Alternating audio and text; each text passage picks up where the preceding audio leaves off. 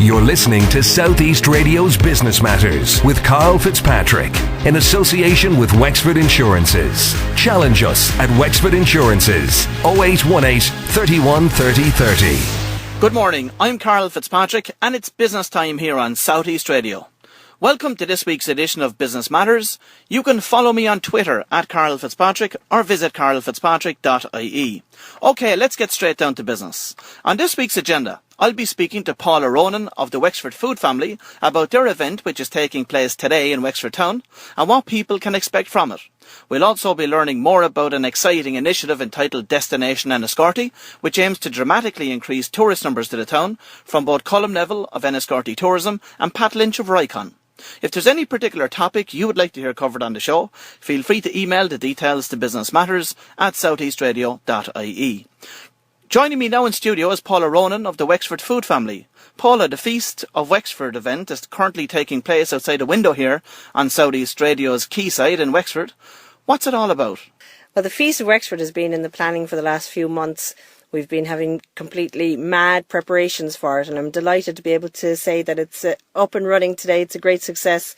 The Feast of Wexford is all about giving Wexford people the chance to sample produce that's made in their locality, to tell them to come down and try local foods, support local families that make those foods, and the local businesses and jobs. How many food producers are represented here today? In the marquee, we have 20 stalls from 20 different members of the Wexford Food Family. In total, the Wexford Food Family has 27 members at the moment, and it's growing day by day. The Wexford Food Family was born out of the Wexford Food Producers Network. Tell me how that came about. The Wexford Food Producers Network was an idea that came up about 18 months ago. I was working with Wexford Creamery and talking to Cologne Yogurts and talking to a couple of other food brands in the county. And we were looking at the same time at what was happening around the country and in terms of food trends, how important trust was for families buying food. So a lot of food networks have been set up, like the Savour Kilkenny, Tipperary Food Network, to pool resources to market their product and to leverage the local loyalty that people wanted to show to food producers. I had noticed a lot of activity going on in that area in the UK as well, actually, and thought that we could do something here in Wexford for ourselves, because we have such a strong food industry here. It's a small cottage industry in a lot of cases, but we have a very strong offering, I think, for food that maybe isn't exploited enough. Not enough people in Wexford know what is made in Wexford, and they don't really recognise it in the shops. They're not given the opportunity to buy it as such. They have to work hard to find out what's there. Right, Paula, your own background is not food producing. Tell our listeners all about it, please.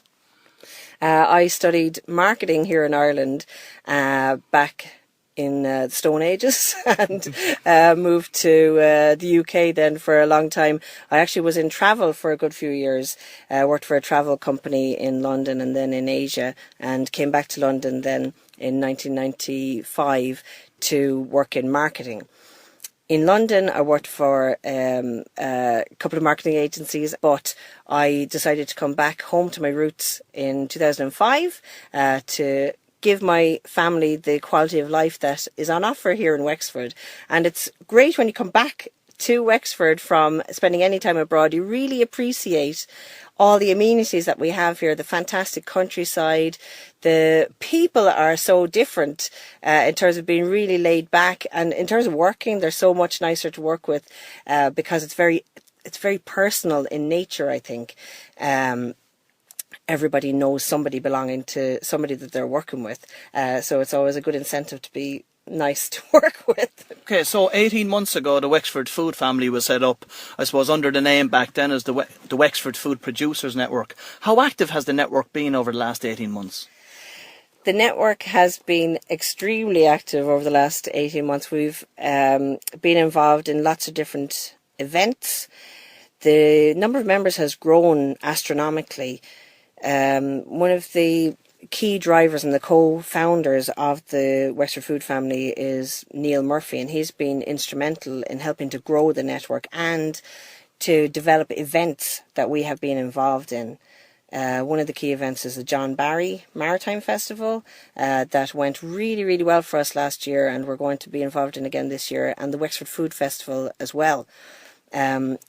The network is it's obviously very young and it's growing organically. We're all finding out how to do it properly as we go along.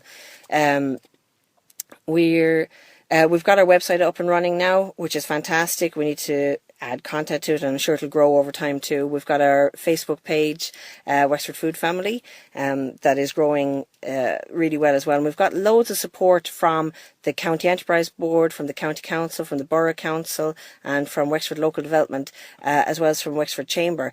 We're really delighted about this. There's loads of goodwill out there towards the group, and we're using it well and growing the network on the back of that. I'm interested to hear what your members are getting from the network themselves. Where's the tangible benefits for them? One of the main benefits that businesses get from the network is the sharing of information and experience. A lot of the smaller businesses have the opportunity to talk to more successful or longer established food businesses and learn from them how to break into certain markets, how to even just run a business, how to do different things with distribution and pricing, etc. And that happens very naturally amongst the members of the group. Everybody is very open, so they're open to helping each other. There's a lot of peer-to-peer learning. I suppose two of the biggest areas of concern and challenge for any of the food producers out there today must be, number one, distribution, and number two, access to retailers. What's the network doing to assist them in that regard? We're looking into distribution at the moment. It may get a little complicated for us. We need to be very careful in how we organise it. We want to start very simply and grow up our distribution network. So we're looking at the moment at who is going on what routes and how producers can piggyback. That's what we're doing as a step one. We've just registered the business as an official entity. It's a not-for-profit organisation. It's a social enterprise.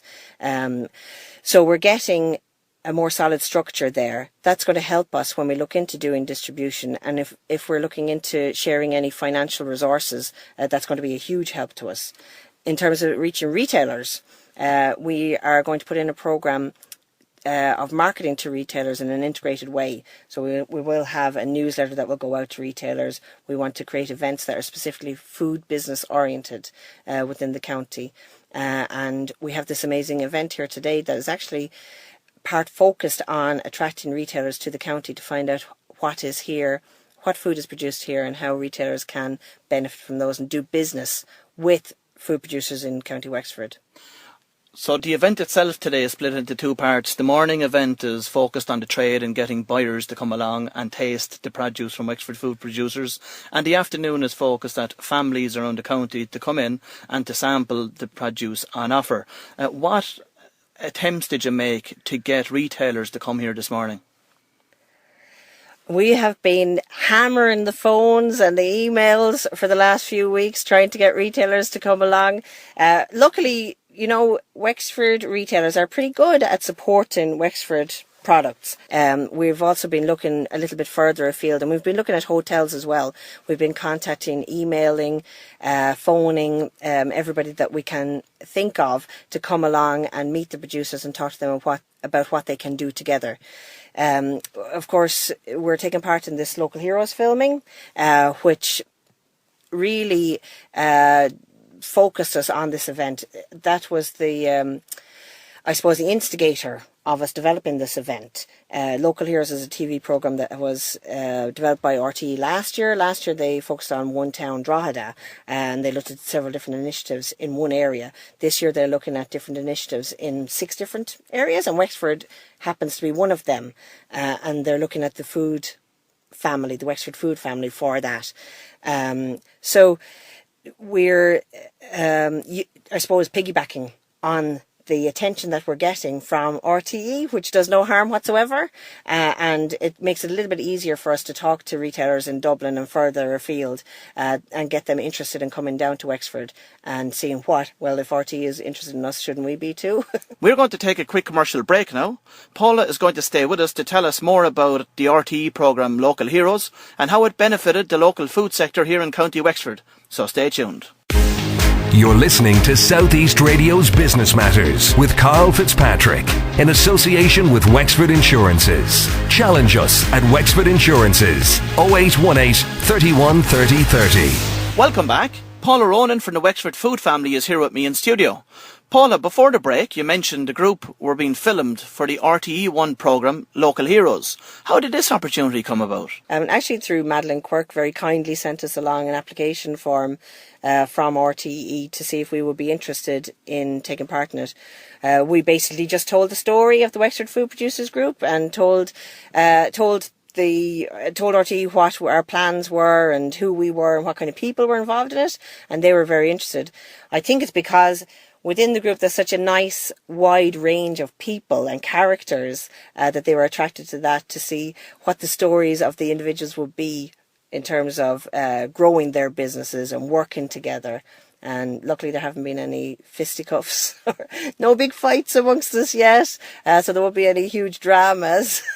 Or there might be by the time the Feast of Wexford is over, but I don't think so. Tell me about the process behind Local Heroes. They've been down a number of times at this stage. What went on? They came down, their production crew came down, they were all very nice. The director is actually from Wexford, which helps no end as well. And it's all about who you know, isn't it?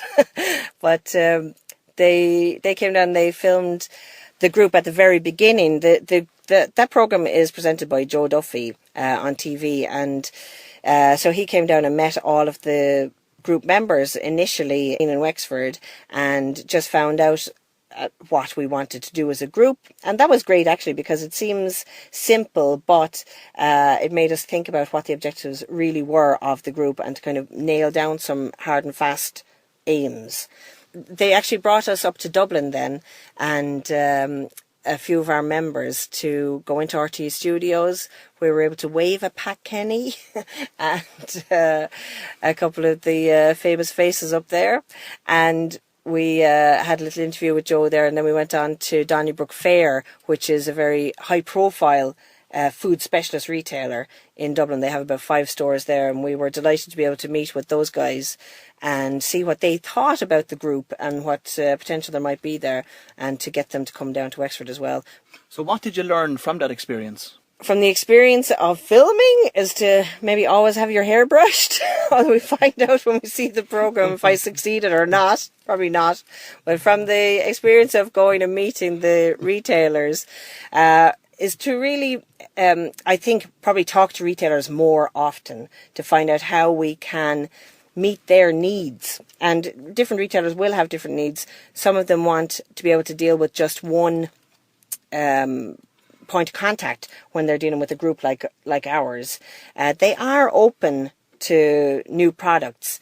And actually, as a group, I think it's easier to get in as a group and to represent the smaller players when you're united. So that was a good learning. Also, it did highlight, I think, the potential of the group. I think it actually has a great chance of success with those guys. And it's also nice to have reaffirmed that Wexford is a great brand asset. It has there are great positive associations that people have with Wexford beyond the borders of Wexford. Have many of the retailers required central billing from the group?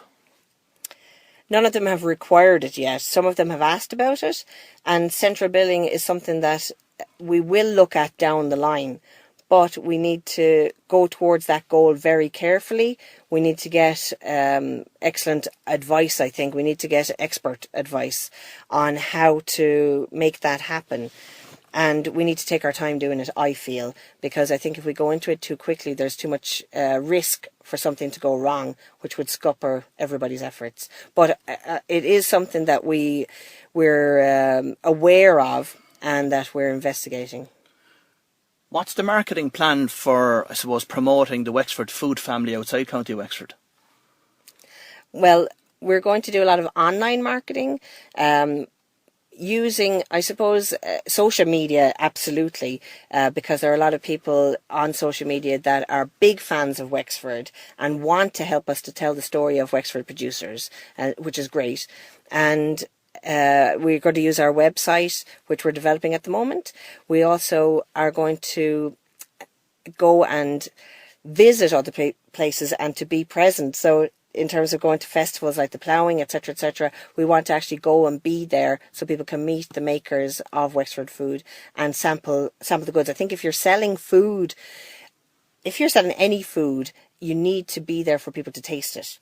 Especially if you're going into a new territory. And I think that's very important. So we'll be looking at what events are happening around the country in the next year, and we'll be going to as many of those as we possibly can, even going up to retailers with samples, doing tastings. Your focus for now seems to be on the local market and across County Wexford itself. I know your plans are to go regional and then national. Have you considered the potential to export at this stage?